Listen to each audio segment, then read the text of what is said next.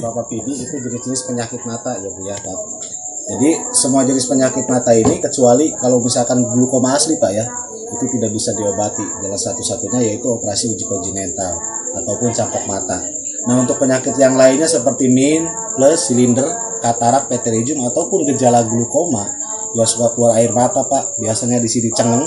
Terus apalagi kalau air matanya udah pliket Pak ya, dicium bau amis, itu masih bisa diobati Pak. Ya. Nah ini ada satu tumbuhan bisa mengobati 3 jenis penyakit mata aja. Jadi seperti min plus silinder, ini kalau dirutinkan itu insya Allah tanpa harus ganti kacamata dan stadiumnya pun bisa berkurang seperti itu.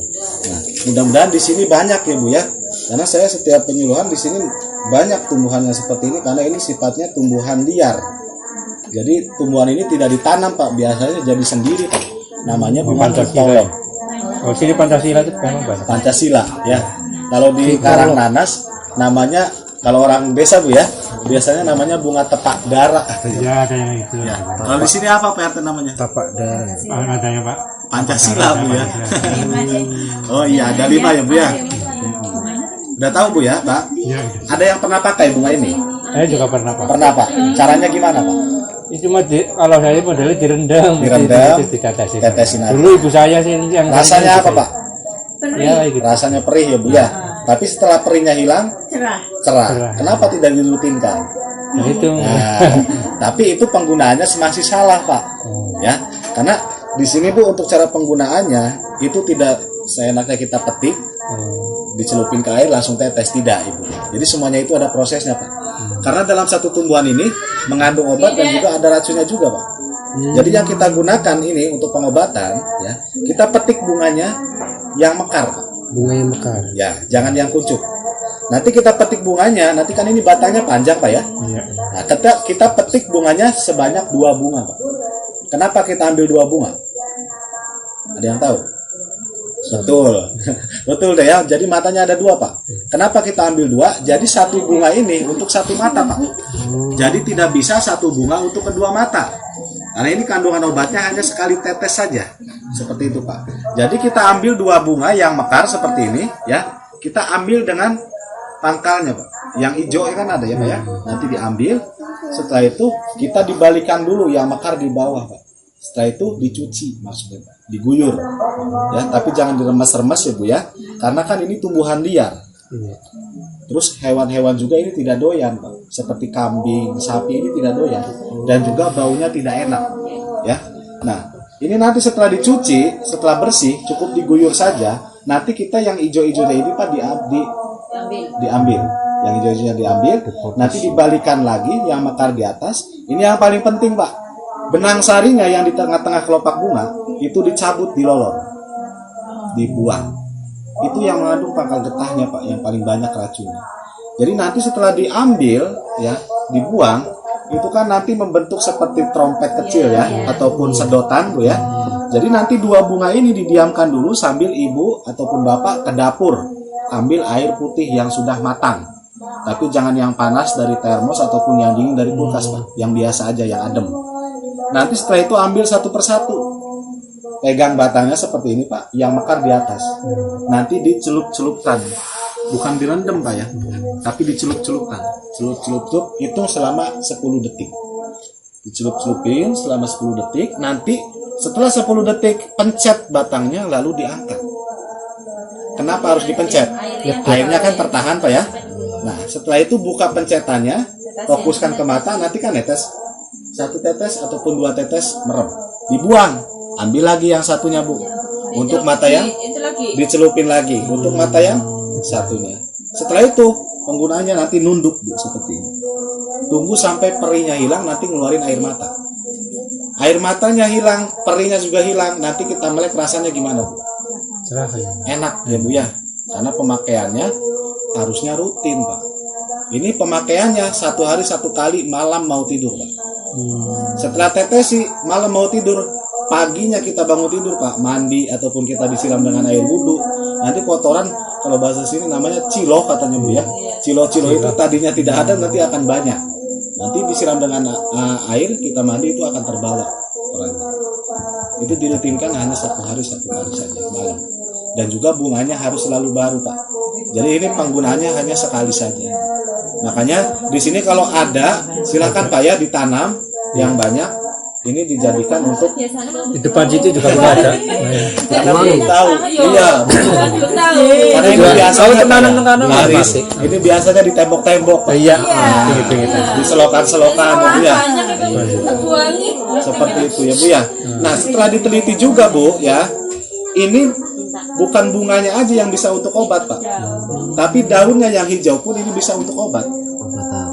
Obat ini Pak, nanti petik daunnya 1, 2 ataupun 3 Pak. Nanti sambil diremes-remes, dicuci di bawah keran ataupun dengan gayung. Nanti misalkan ibu ataupun bapak punya sakit gigi, disumpelin ke yang sakit gigi. Buat gigi, buat mata. Nah, itu untuk sakit gigi Pak. Itu kandungannya dari getahnya seperti itu. Paham Bu ya? Ya Pak? Ada yang ditanyakan? Silakan. Nggak ada? Air sini banyak Pak Dek. Iya. Ini banyak Pak. Budidayakan Dek. Itu perlu dibudidayakan Bu. Karena biasanya ini kalau misalkan ditanam di satu pot Pak, itu nanti banyak bunganya. Gede-gede banget. Gede-gede. Tapi ambilnya yang mekar ya Bu ya, jangan yang kucuk. Karena nanti yang pentingnya itu benang sarinya harus diambil. yang racun tadi. Iya, tempat sih ya. Ini di sini banyak tuh. Ya. Iya. Insya Allah Bu, ya seperti yang punya penyakit rabun jauh, rabun dekat, mimples dan juga silinder, itu insya Allah Pak akan berkurang untuk stadiumnya. Yang pakai kacamata pun kalau misalkan dirutinkan, itu bisa lepas kacamata. Tapi itu pun kembalikan lagi kepada masyarakatnya Pak.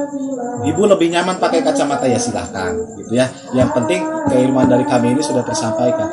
Iya, Ya. Kalau daun sirih gimana? Kalau daun sirih bisa Pak, tapi itu kandungannya sama kayak seperti Procto ataupun Instok.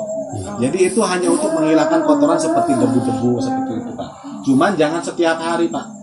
Itu kandungannya hanya 1 minggu 1 kali atau 1 minggu 2 kali. Dan juga caranya tidak dibejek-bejek Bu. Kebanyakan dibejek-bejek.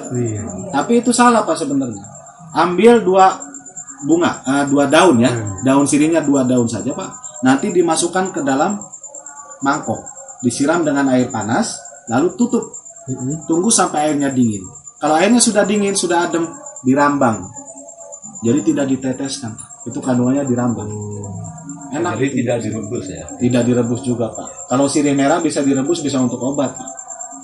Ya, itu Kalau sirih merah bagus itu Pak. Untuk darah tinggi itu bagus sirih merah.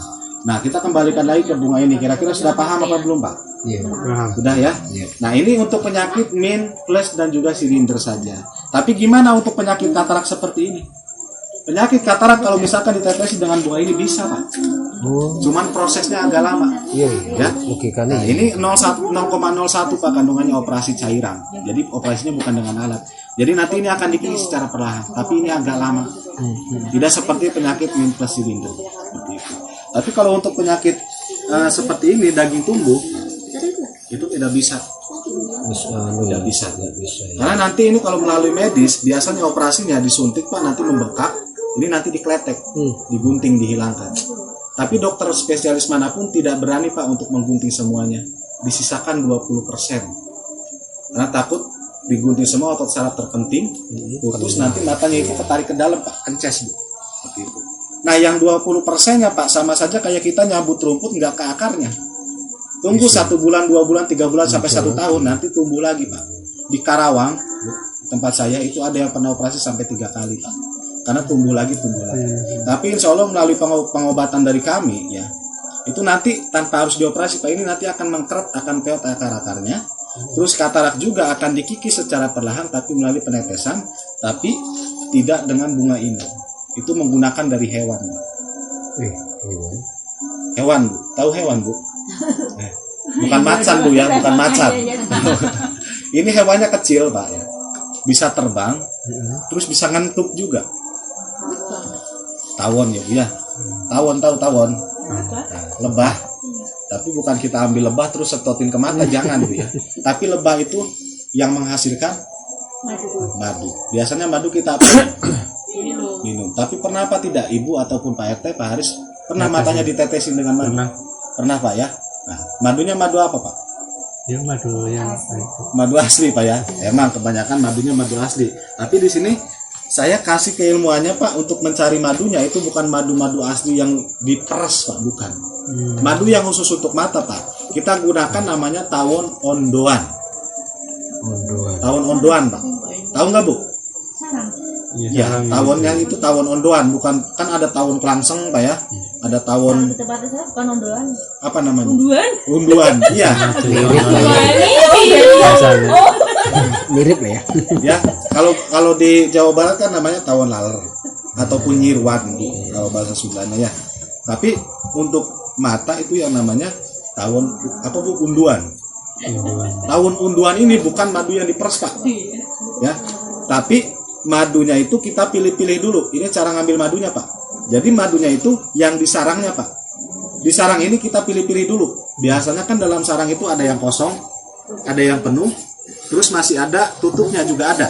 Nah, kita ambil yang masih ada tutupnya kita buka, pasti ada anaknya yang putih seperti belatung, ataupun larva. Ya, biasanya orang Banyumas namanya entung. Dan juga suka dimakan, suka dipelas katanya Bu. Dipepes ya Pak ya. Nah, nanti kita ambil anak lebah itu, entungnya itu, yang kita gunakan bukan entungnya Pak, tapi di bawah entung itu ada madu sedikit sekali, warnanya kuning keemasan. Itu yang namanya madu bee breed Pak. Bee itu lebah, breed itu roti. Jadi itu makanannya anak lebah. Makanya kita ngambilnya juga jangan lewat dari tanggal 10 bulan Jawa Pak. Kalau sudah lewat tanggal 10 bulan Jawa sudah kosong, dimakan oleh entungnya itu, calon lebah seperti itu. Nah, setelah itu kalau menemukan, kita ambil menggunakan pipet Pak, ataupun sepetan ya, mainan anak-anak. Nanti bisa langsung teteskan ke mata, satu tetes. Kalaupun ibu pengen mengumpulkan, sediakan bekas obat tetes, roto atau insto Pak ya. Nanti madunya dikumpulin dulu. Ya, ambil lagi, kumpulin. Nah, setelah terkumpul, pengen lebih cepat lagi ambil bunga ini Pak. Tergantung dari berapa banyak gramnya.